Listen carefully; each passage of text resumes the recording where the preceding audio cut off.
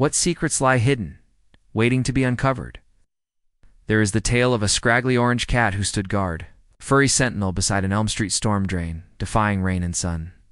For 3 days and nights he maintained his vigil amber eyes, locked on the darkness, guarding a world unseen. Neighbors puzzled over his stubborn stance, unaware this was no mere feline whim, but a rescue mission about to unfold, revealing secrets beyond imagination. It began with young Penelope Carter, noticing the motionless figure during her morning jog. 3 hours later, he remained statue-like, stirring Penelope's curiosity. "That is really weird," she muttered, stopping. "He has been there since this morning, not even shifting." The cat's fur was damp, yet he seemed oblivious. Focused intently on the drain below, Mrs. Eleanor Kowalski watched from her window for hours, whispering to neighbor Mr. Farid, "Something is not normal." "He is not hunted or eaten, like he is guarding something." Mr. Farid approached, crouching. "Hey, friend, what has you so worried?" The cat glanced, his amber eyes revealing deep concern, then returned his gaze, letting out a plaintive meow, begging for understanding. Word spread. Small crowd gathered. Frank Meyer, walking his dog, announced, 40 years I have lived here, and I have never seen this. Cats do not act like this for no reason." The cat paced, never straying, meowing. Heart-wrenchingly, "It is like he is asking for help, but will not leave," said young Mother Jamie Walker. Frank decided to call animal control. "This is not normal. If that cat thinks something is wrong, we should listen." Officer Jessica Diaz arrived, experienced but struck by the cat's intensity.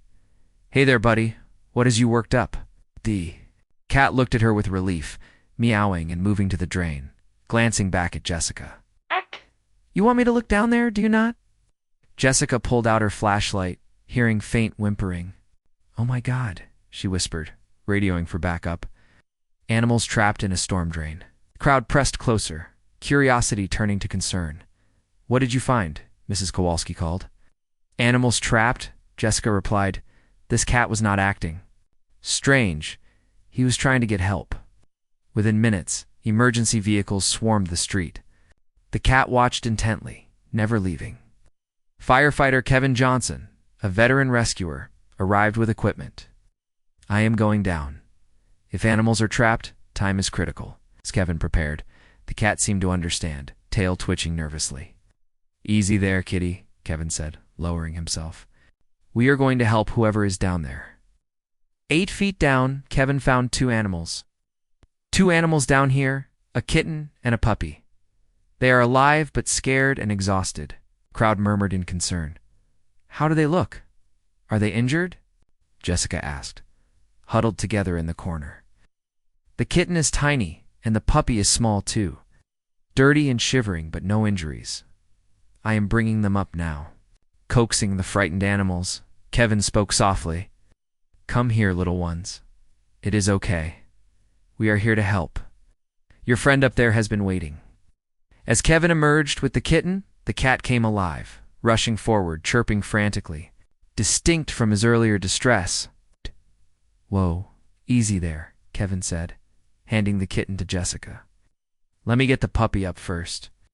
But the cat reached, trilling relief and joy. The puppy came up next, a brown and white mix, his dark eyes frightened. He shook himself and went to the cat, who began grooming them both.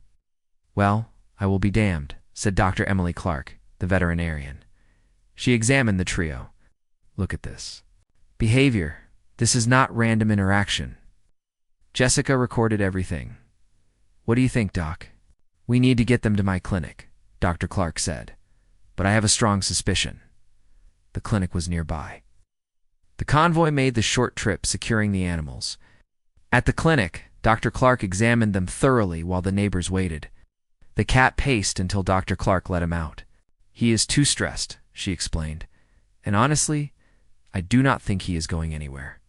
She was right. The cat watched every move the veterinarian made. After an hour, Dr. Clark emerged, smiling and amazed. What if one act of kindness could change everything?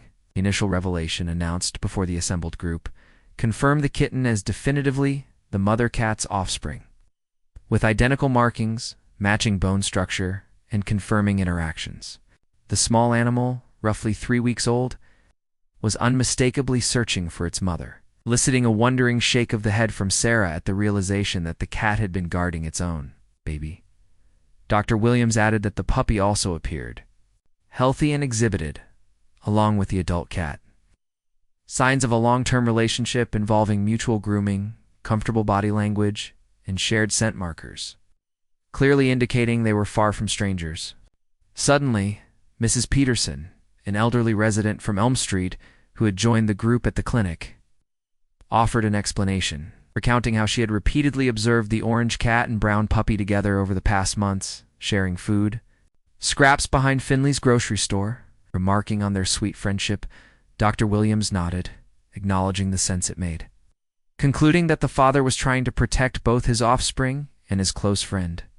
Jake, still in his rescue gear, thoughtfully noted that the storm drain connected to the main tunnel system, recalling the massive thunderstorm from 3 days prior, with winds up to 60 miles per hour and flooding in low-lying areas, suggesting they were likely caught in the runoff.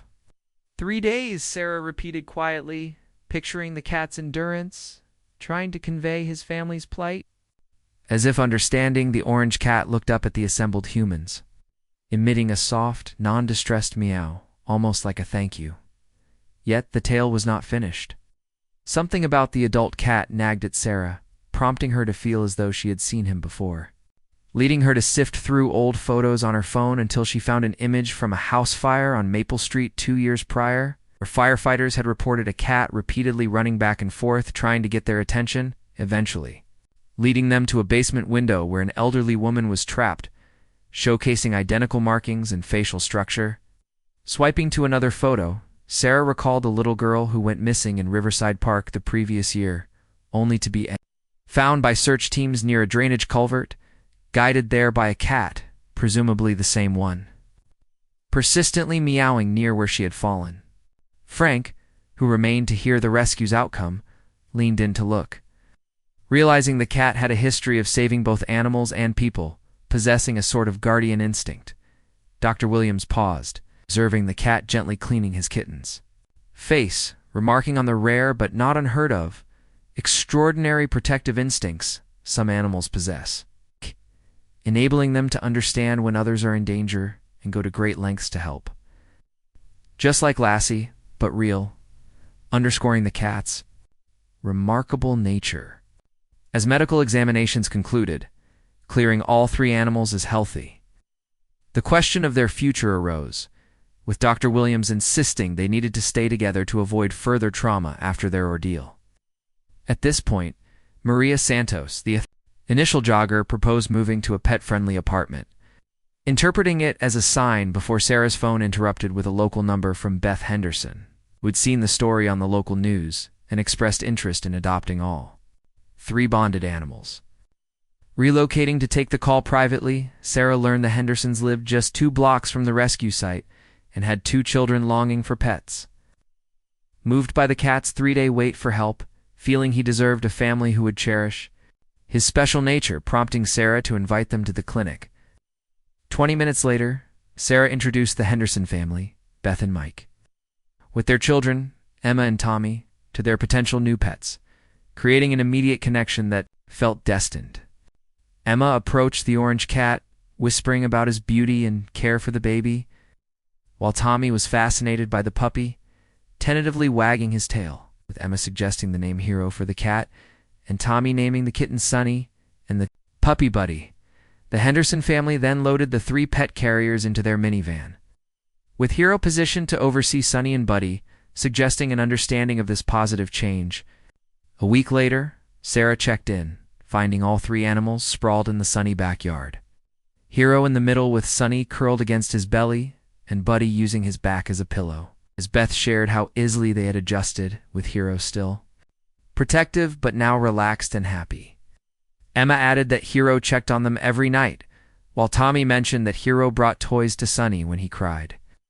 Kneeling to pet Hero, Sarah reflected that some heroes do not wear capes but have whiskers and huge hearts.